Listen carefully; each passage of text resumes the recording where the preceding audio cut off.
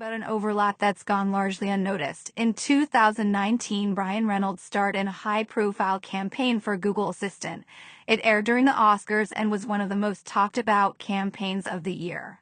The executive leading Google Assistant at that time was Manuel Bronstein, vice president of product at Google. Today, Manuel Bronstein sits in the board of directors at, you guessed it, the New York Times.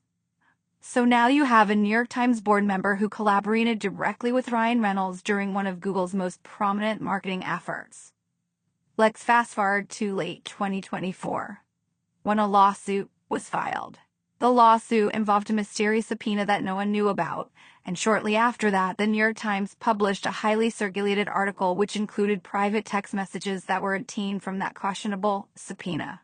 The lawsuit that was filed by Van Zandt, Reynolds, and Blake Lively's secret company, and the messages obtained from the subpoena were involved in the article's shaping of the narrative. Some people might say, okay, sure, Bronstein and Reynolds worked together before, but that doesn't mean he would have influence on the New York Times now.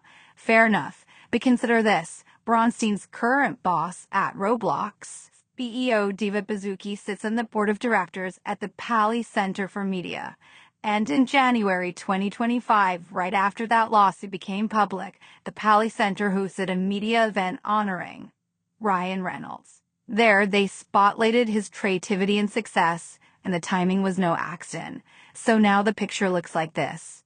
A New York Times board member with a prior collaboration to Ryan Reynolds. The Times publishes a story that Lively and Reynolds helped shape.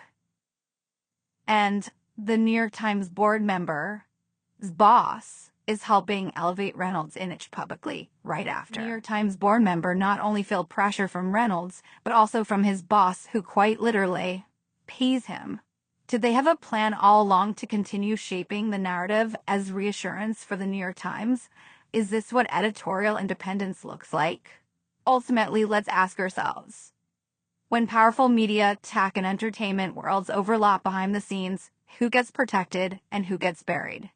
And if we don't have transparency from the inside, how could we ever know whether there was collusion, the kind of coordinated influence that could legally point to actual malice? The public here is left to connect the dots, but maybe it shouldn't have to. That's why we need discovery.